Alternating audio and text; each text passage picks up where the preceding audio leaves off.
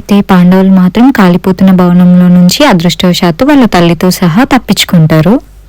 అయితే కుంతీదేవి కౌరవులు ఎంత దుర్మార్గులో తెలుసుకొని తన కుమారుల పాండవుల దగ్గర ఒక మాట తీసుకుంటది.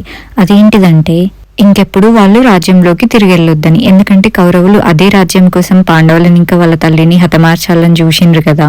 పాండవులు తన తల్లిని చంపాలనుకున్న కౌరవుల మీద ప్రతీకారం తీర్చుకోవాలనుకుంటారు. కానీ తన తల్లికి ఇచ్చిన మాట కోసం మళ్ళీ వాళ్ళు వనవాసం చేస్తారు.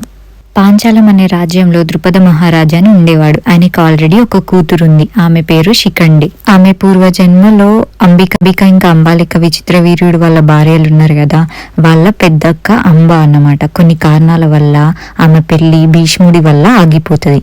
అయితే ఆమె ఆయనని హతమార్చాలని నిర్ణయించుకుంటది.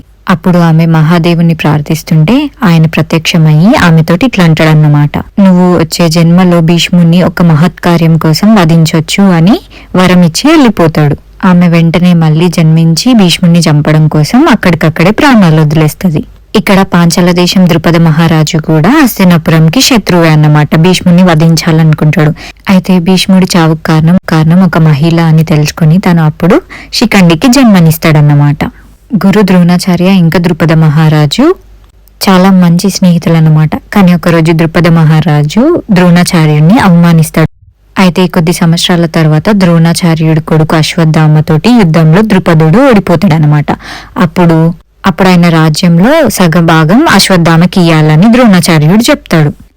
ఈ ఓటమిని తట్టుకోలేక ద్రుపద మహారాజు అగ్నిదేవుడికి హోమం చేస్తాడనమాట. అదెందుకంటే ద్రోణాచార్యుడిని వధించడానికి ఒక కుమారుణ్ణి ఇవ్వమని.